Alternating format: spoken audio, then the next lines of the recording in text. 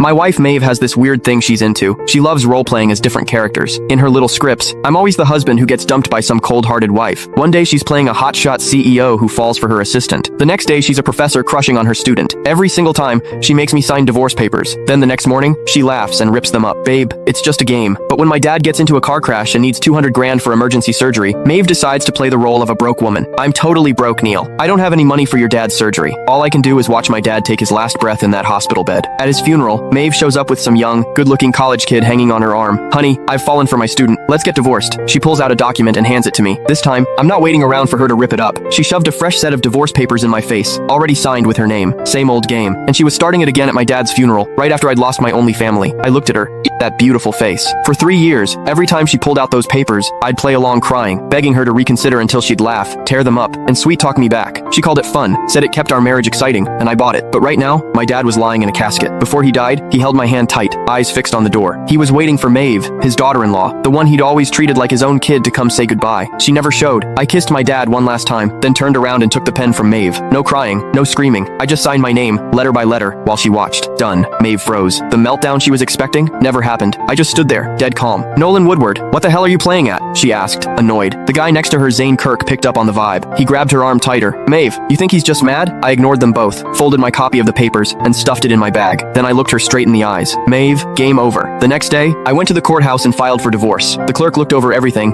and processed it like it was just another Tuesday. When I checked my phone, it was blowing up with missed calls and texts from Maeve. Nolan, you've had your fun. Come home. I ripped up the papers. Let's just forget this happened. Did you seriously hang up on me? You're getting bold. The last one, from 30 minutes ago. If you don't come back right now, don't ever come back. I blocked her. I found a cheap apartment to rent. Once I got it cleaned up, I started looking for work. After we got married, Maeve had made me quit my job to be a stay-at-home husband, basically a prop in her dumb roleplay games. She said she loved me to her core, and that's why she wanted us to fall in love over and over, through different scenarios. She swore the cold, heartless women she played weren't the real her, just acting. Looking back now, pathetic. Maybe she was never acting. Maybe those cold, selfish masks were who she really was all along. When the court summons reached her, she called while I was in the middle of a job interview. Nolan, are you insane? You actually took this to court. I stepped into the hallway. We signed the papers, Maeve. This just speeds things up. Speeds things up? I'm telling you, you're not getting this divorce. Maeve, I cut in. My dad is dead. Silence. Then her voice went ice cold. I know, but that was his fate. You can't blame me for it. Games are games. Real life is real life. Can you not tell the difference? You're the one who can't tell the difference. I snapped and hung up. I went back to the interview. It was a basic admin job at a small company. The pay wasn't great, but it was enough to get by. I nailed the interview. Starting Monday. That night, I came home to find 2 people waiting outside my door. Maeve and Zane. Maeve looked furious. Zane stood back with this smug look, like